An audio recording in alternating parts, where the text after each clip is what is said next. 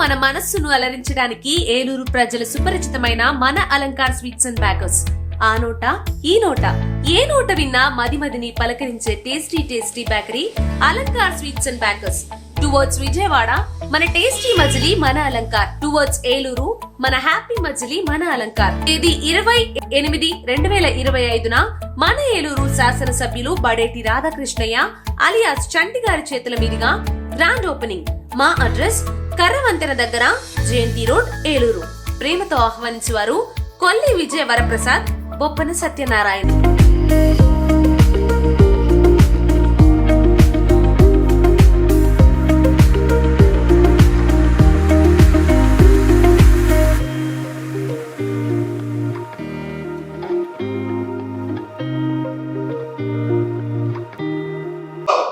బీసీలందరికీ చట్టసభలో 50% రిజర్వేషన్ కల్పించాలనేది కూడా మనందరం కూడా ముందుకు తీసుకెళ్లాల్సి వస్తుంది. ఇవాళ నా సోదరుడు ఉన్నాడు ఆర్నేపల్లి తిరుపతి.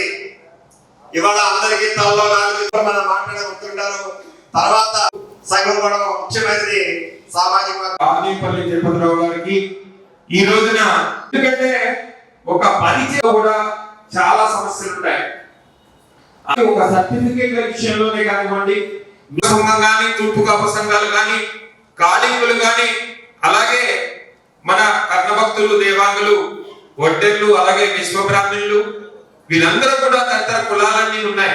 వీళ్ళందరూ కూడా వెనకబడిన తరగతుల్లో ఎందుకు పరిగణించబడుతున్నారు అంటే ఆర్థికంగా వీళ్ళు కొంచెం తక్కువ స్థాయిలో ఉన్నటువంటి వ్యక్తులు ఈరోజు ఉన్నారు.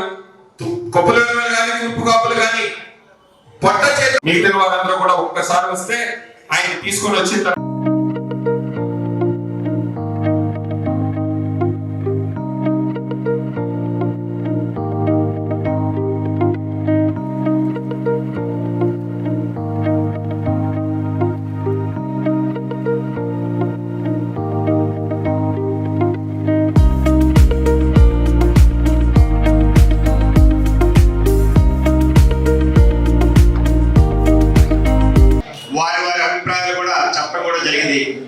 అధ్యక్షుడు కేసర శంకర్రావు అధ్యక్షుడిగా మన ఆర్నేపల్లి తిరుపతిరావు గారిని వారు సూచించడం, మండల ఉపాధ్యక్షుడిగా ఆయన పనిచేసి అధ్యక్షుడిగా ఈ రోజు శంకర్ గారు ఉంది. కాబట్టి ముందుగా మన ఆర్నేపల్లి తిరుపతిరావు గారిని జై ఆర్నేపల్లి, జై ఆర్నేపల్లి, జై ఆర్నేపల్లి.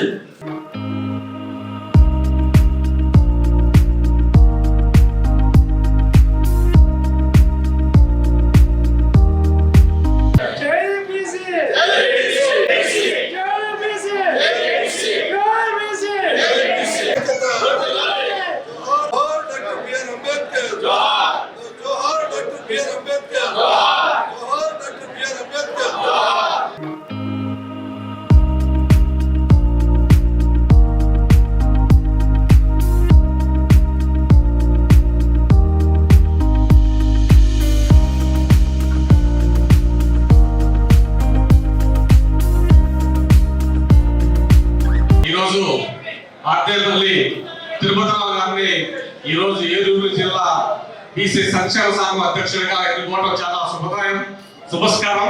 మరి రాబోయే రోజుల్లో ఆయన ఈ జిల్లాని, బీసీ సంక్షేమ సంఘాన్ని ఈ జిల్లాలో విస్తృత స్థాయిలో మరి తీసుకొచ్చి, మరి ప్రతి ఒక్కరిని కూడా బీసీలో చైతన్యం తీసుకొచ్చి, బీసీలు అంటే బీసీ సంక్షేమ సంఘం అంటే 139 కులాలు ఉన్నాయి. వివాహానికి పైన ఉన్నటువంటి బీసీ సోదరులందరికీ, పెద్దలకు, ఎదురున్నటువంటి మహిళా సోదరీమణులకు, సోదరులకు అందరికీ పేరు పేరున హృదయపూర్వకమైనటువంటి అభినందనలు. ఈ రోజునే మన జిల్లా బీసీ సంక్షేమ అధ్యక్షుడిగా మరి ఎప్పుడుగా పుట్టినటువంటి ఆర్నేపల్లి తిరుపతిరావు గారికి శుభాకాంక్షలు తెలియజేస్తున్నాను. ఎందుకంటే ఈరోజు బీసీలు ఐక్యతని చాటవలసినటువంటి అవసరం ఉంది. మరి శంకర్రావు గారు చాలా చాలా సుదీర్ఘమైనటువంటి పోరాటం చేస్తున్నారు. ఆయనకి రాష్ట్ర వ్యాప్తంగా కూడా అన్ని జిల్లాల్లో, అన్ని నగరాల్లో, మండలాల్లో కమిటీలు ఏర్పాటు చేయాలి. బీసీ ఉద్యమం అనేది అవసరం. ఈరోజు విభజించి పాలిస్తున్నటువంటి సమయంలో బీసీలంతా కూడా ఏకం కావాల్సినటువంటి అవసరం ఉందన్నటువంటి నినాదంతో ప్రయాణం చేస్తున్నటువంటి శంకరరావు గారికి మరి తిరుపతిలో ఉన్న మంచి నాయకుడు దొరకడం, మరి వారి నాయకత్వంలో ఈ జిల్లాలో అన్ని మండలాలు అదేవిధంగా నియోజకవర్గాల్లో కమిటీలు వేసి ఈ యొక్క బీసీల ఐక్యతని చాటాలని, దానికి మా వంతుగా నిరంతరం ఒప్పుడు కూడా సహకారం ఉంటుందని చెప్పి తెలియజేస్తాం. మీడియా మిత్రులకి అందరికీ ముందుగా హృదయపూర్వక నమస్కారాలు. ఈరోజు ఏలూరు జిల్లాకి నూతనంగా అధ్యక్షుడిని నియమించడం జరిగింది. తిరుపతి అనేటువంటి వ్యక్తి యువకుడు, ఉత్సాహవంతుడు. జిల్లా మొత్తం పర్యటించి బడుగు బలహీన వర్గాల యొక్క సమస్యల మీద స్పందించి అటు ప్రభుత్వం దృష్టికి తీసుకెళ్ళి, అధికారుల దృష్టికి తీసుకెళ్ళి సమస్యల్ని పరిష్కరించే కార్యక్రమాన్ని పల్లె పల్లెన, వాడవాడన, గ్రామ గ్రామాన కూడా బీసీ వాదాన్ని బలపరచాలని ఒక మంచి ఆలోచనతో ఆ యువకుడికి ఈ రోజున ఇవ్వటం జరిగింది. వారికి ముందుగా వారిని బలపరిచినటువంటి బలహీన వర్గాలకు చెందినటువంటి కుల సంఘ నాయకులందరూ కూడా పేరు పేరున హృదయపూర్వక నమస్కారాలు తెలియజేస్తూ ఉన్నాం. ఎందుకంటే బీసీ సంక్షేమ సంఘం ప్రజాస్వామ్యబద్ధంగా ప్రజల యొక్క సమక్షంలోనే వారిని నియమించడం జరిగింది. అదే ఆనవాయితీని కొనసాగిస్తూ ఈరోజు కూడా వారిని కూడా ఆ విధంగా నియమించడం జరిగిందని తెలియజేస్తూ ఉన్నాను. ఇప్పుడు మనకి దేశంలో దాదాపు 78 సంవత్సరాలు స్వతంత్రం వచ్చి ఈరోజు వరకు కూడా బలహీన బడుగు వర్గాల వారికి సముచితమైనటువంటి స్థానం సమస్త రంగాల్లో కూడా కల్పించకపోవటం అనేది చాలా దురదృష్టకరమైనటువంటి సంఘటన. కేవలంగా ఓటు బ్యాంకు రాజకీయాలుగానే చూస్తున్నారు. వీరిని ఏ ఒక్క రంగంలో కూడా అభివృద్ధి చేసే క్రమంలో రాజకీయ పార్టీలు ఆలోచన చేయకపోవటం అనేది చాలా బాధాకరమైనటువంటి అంశం. ఇవాళ నరేంద్ర మోడీ గారు ఒక ఓబీసీ వాదంతో ఈ దేశంలో ప్రధానిగా ఎన్నికయ్యారు. ఆయన చెప్పాడు, నేను ఛాయ్ వాలాని, నేను ఓబీసీకి చెందినటువంటి వ్యక్తిని, ఈ దేశ ప్రధాని అయితే ఓబీసీల సమస్యల పరిష్కారానికి నేను ముందుంటానని చెప్పని చెప్పడం కూడా జరిగింది. ఆ క్రమంలో ఆయన 3 దఫాలుగా ఈ దేశానికి ప్రధానిగా ప్రజలు ఎన్నుకున్నారు. మేము అడుగుతా ఉన్నాం, ప్రధాని గారు, ఈ దేశంలో ప్రజలందరూ కూడా మీ నాయకత్వం పట్ల ఎంతో విశ్వాసంతో ఓట్లేశారు. వారి యొక్క సమస్యలను పరిష్కరించాల్సినటువంటి బాధ్యత మీ భుజస్కంధాల మీద ఉంది. మీరు ఒక ప్రధానిగా, దేశ ప్రధానిగా ఎప్పటి నుంచో అన్ని సమస్యల్ని పక్కన పెట్టినటువంటి విషయం మీకు తెలుసు. అందుకని ఈ రోజున మేము కుల గణాంకాన్ని కొన్ని దశాబ్దాల నుంచి కూడా గల్లీ నుంచి ఢిల్లీ వరకు కూడా కుల గణాంకాలు చేయాలి, జనగణతో పాటు కుల గణాంకాలు కూడా చేయాలని అనేక ధర్నాలు, అనేక పోరాటాలు, అనేక ఉద్యమాలు గల్లీ నుంచి ఢిల్లీ వరకు కూడా మేము చేయటం జరిగింది. ఆ క్రమంలోనే దేశ ప్రధాని గారిని కూడా 4 సార్లు కలిసాం, కేంద్ర మంత్రులు కలిసాం, పార్లమెంటు సభ్యులు కలిసాం. అయ్యా పార్లమెంటు సభ్యులారా, మీరందరూ కూడా పార్లమెంటు సమావేశాలు జరిగేటప్పుడు జాతీయ స్థాయిలో జనగణతో పాటు కులగణాంకాలు జరగాలని చెప్పని మీరందరూ కూడా పార్లమెంటుని స్తంభింపజేయాలని చెప్పని పలు దఫాలుగా వారిని కూడా అడగటం కూడా జరిగింది. అదేవిధంగా యాదృచ్ఛికంగా మరి ఎన్డీఏ కూటమి ఒక నిర్ణయం తీసుకుంది, జనగణతో పాటే కులగణాంకాలు కూడా చేయాలని చెప్పని. దానికి దేశం మొత్తం కూడా హర్షం వ్యక్తం చేయటం కూడా జరిగింది. అదే క్రమంలోనే చట్టసభలో కూడా బీసీలకి రిజర్వేషన్ కల్పించాలి.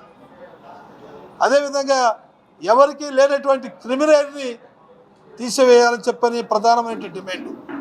దేశంలో ఒక బీసీ మంత్రిత్వ శాఖను పెట్టాలని అనేక దఫాలుగా డిమాండ్ చేస్తూ ఉన్నాం. అదేవిధంగా మహిళలకి 33% రిజర్వేషను కల్పించారు చట్టసభల్లో. మా ఓబీసీ మా సబ్కోటా ఎంత అనేది స్పష్టంగా తెలియజేయాలని ఈ రాష్ట్రంలో అనేక దఫాలుగా మహిళలతో కూడా ఒక్కరోజు రిలే నిరాహార దీక్ష కూడా వివిధ ప్రాంతాల్లో కూడా మేము పెట్టడం కూడా జరిగింది. ఇటు కేంద్ర ప్రభుత్వం నరేంద్ర మోడీ గారి నాయకత్వంలో ఎన్డీఏ కూటమి నాయకులందరూ కూడా చంద్రబాబు నాయుడు గారు కానీ పవన్ కళ్యాణ్ గారు కానీ మరి ఇతర రాజకీయ పార్టీల వారు కూడా కేంద్ర ప్రభుత్వం పైన ఒత్తిడి తీసుకొచ్చి ఏదైతే ఓబీసీకి సంబంధించినటువంటి అంశాన్ని పూర్తి చేసే కార్యక్రమంలో మీరందరూ కూడా సమిష్టమైనటువంటి నిర్ణయం తీసుకోవాలని తెలియజేయటం కూడా జరిగింది. అదేవిధంగా చంద్రబాబు నాయుడు గారు ఎన్నికల మేనిఫెస్టోలో చట్టసభలో 33% రిజర్వేషన్ కల్పిస్తానని చెప్పారు. ఇవాళ ఎన్డీఏ కూటమి వచ్చింది. అదేవిధంగా నేను చంద్రబాబు నాయుడు గారిని అడుగుతా ఉన్నాం, మీరు ఏదైతే ఎన్నికల మేనిఫెస్టోలో 33% చట్టసభలో రిజర్వేషన్ చెప్పారో ఇవాళ నరేంద్ర మోడీ గారిని మీరు ఒప్పించి చట్టసభలో కూడా 33% రిజర్వేషన్ ఓబీసీలకు ఇచ్చినట్లయితే ఈ దేశంలో అన్ని రాష్ట్రాల్లో కూడా మిమ్మల్ని ఒక మహా వ్యక్తిగా కొలుస్తారనే విషయం కూడా మేము తెలియజేస్తూ ఉన్నాం. అదేవిధంగా గతంలో స్థానిక సంస్థలు 34% రిజర్వేషన్ తీసేసి 22% కుదించారు. కేవలం అది జనాభా లెక్కలు లేవని ఆ కుంటి సాకుతో తీసేయటం వల్ల ఈ రాష్ట్రంలో 16,000 చిల్లరగా పదవులు కోల్పోయినటువంటి విషయం కూడా మీ అందరికీ కూడా తెలుసు. అందుకనే చంద్రబాబు నాయుడు గారు మేము ఒకటి అడుగుతా ఉన్నాం, కుల గణాంకాలను కూడా పారదర్శకంగా లెక్కించి రాబోయే రోజుల్లో మా జనాభా నిష్పత్తి ప్రకారంగా మాకు స్థానిక సంస్థల్లో అవకాశం కల్పించాలని చెప్పని అడుగుతూ ఉన్నాం. అదేవిధంగా మోస్ట్ బ్యాక్వర్డ్ క్లాసెస్ అతి తక్కువ జనాభా కలిగినటువంటి కులాలు కూడా ఈ రోజున ఏ రకమైనటువంటి అభివృద్ధికి నోచుకోవట్లేదు, పార్టీ పదవులకి నోచుకోవట్లేదు. మరి స్థానిక సంస్థల్లో వాళ్ళు పాలుపంచుకునేటువంటి కార్యక్రమం కూడా లేదు. ఆ విధంగా వారికి కూడా వర్గీకరణ చేసి వారికి కూడా సముచితమైనటువంటి స్థానిక సంస్థలో అవకాశం కూడా కల్పించాలని మేము ప్రధానమైనటువంటి డిమాండ్లతో ఈ రోజున రాష్ట్ర వ్యాప్తంగా అనేక కార్యక్రమాలు తీసుకుని ముందుకెళ్తా ఉన్నాం. ఇటీవలే ఆగస్టు 7వ తారీఖున గోవాలో జాతీయ ఓబీసీ మహాసభలు కూడా పెట్టాం. ఆ సభలో 18 రాష్ట్రాల నుంచి ప్రతినిధులందరూ కూడా హాజరవటం కూడా జరిగింది. మహారాష్ట్ర ముఖ్యమంత్రి, గోవా ముఖ్యమంత్రి గారు కూడా ఆ కార్యక్రమానికి హాజరయ్యారు. మేము ఒకటే చెప్పాం, అయ్యా జాతీయ స్థాయిలో ఓబీసీలకి సమస్త రంగంలో న్యాయం జరగాలి. న్యాయం జరగాలి అంటే తప్పనిసరిగా నరేంద్ర మోడీ గారిని మీరు ఒప్పించాలి. ఈ కుల గణాంకాలని జనగణతో పాటు కుల గణాంకాలు కూడా చేసినట్లయితే అన్ని రంగాల్లో కూడా సముచితమైనటువంటి న్యాయం జరిగిద్దని మేము ఆ సభ ద్వారా కూడా మేము తెలియజేయటం కూడా జరిగింది. ఏది ఏమైనా కూడా కేంద్ర రాష్ట్ర ప్రభుత్వాలు బలహీన బడుగు వర్గాల్ని ఓటు బ్యాంకు రాజకీయాలనే చూడకుండా అన్ని రంగాల్లో కూడా వీరికి సముచితమైనటువంటి స్థానాన్ని ఇవ్వాలని చెప్పని మేము సంక్షేమ సంఘం తరఫున డిమాండ్ చేస్తూ ఉన్నాం. సమాజంలో సగం పైగా ఉన్న జనాభా బీసీ జనాభా అంటే కనీసం ఈ రాష్ట్రంలో 2.5 కోట్ల మంది పైగా బీసీ జనాభా ఉన్నారని అనుకోవచ్చు. అయితే సమస్త జీవన రంగాల్లోనూ రోజు రోజుకి వెనకబడతనానికి గురవుతున్నటువంటి బీసీలకు సముచితమైన ప్రాధాన్యం ముఖ్యంగా అన్ని రంగాల్లో కూడా అవసరం ఉంది. అది ఉద్యోగ రంగాలు కావచ్చు, రాజకీయ రంగం కావచ్చు, ఆర్థిక రంగం కావచ్చు. కేసరి శంకర్రావు గారు ఇవాళ ఈ కులగణనకు సంబంధించి జాతీయ స్థాయిలో ఉద్యమం చేసినటువంటి సంక్షేమ సంఘం అధ్యక్షుడిగా ముఖ్యంగా కేసరి శంకర్రావు గారు ముందు మనం గౌరవించాలి.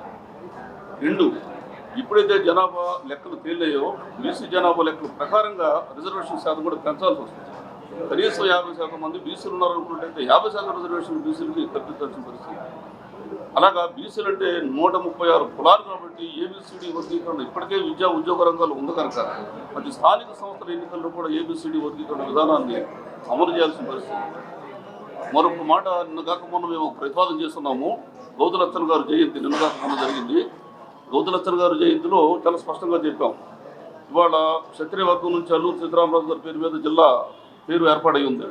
అలాగే ఎన్టీ రామారావు గారి పేరు మీద, అలాగా రాజశేఖర రెడ్డి గారి పేరు మీద, అలాగే టంగుటూరి ప్రకాశం పంతులు గారి పేరు మీద, పొట్టి శ్రీరామ్ గారి పేరు మీద, ఈ సామాజిక వర్గాలందరి పేరు మీద కూడా జిల్లాల వారీగా వాళ్ళ పేర్లు పెట్టడంతో బీసీలో ఉన్నటువంటి ఈ 2.5 కోట్ల మంది జనాభాకి ప్రాతినిధ్యం వహించేలాగా 2.5 కోట్ల మంది ప్రజలు కూడా ఆనందపడేలాగా, గౌరవించేలాగా గౌతలచ్చన్న గారి పేరుని శ్రీకాకుళం జిల్లాకి పెట్టాలని చెప్పి ఒక ప్రతిపాదన మనం చేయడం జరిగింది. ఇది కూడా ప్రభుత్వాలు గుర్తించి ఖచ్చితంగా ఇటువంటి నిర్ణయం తీసుకుంటారని చెప్పి తెలియజేస్తూ, బీసీ సంఘాలు అంటే సోదర సంఘాలే. బీసీ సంఘాలు ఏ సంఘం కూడా ఒకదానికొకటి వైరుధ్యమైన సంఘాలు కావు, విరుద్ధమైన సంఘాలు కావు. కాబట్టి అన్ని బీసీ సంఘాలతో పాటే సోదర సంఘాలుగా భావిస్తూ ముందుకెళ్ళడం జరుగుతుంది.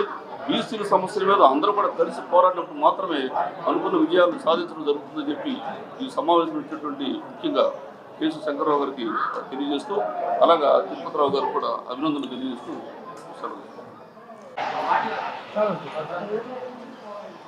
ఈరోజు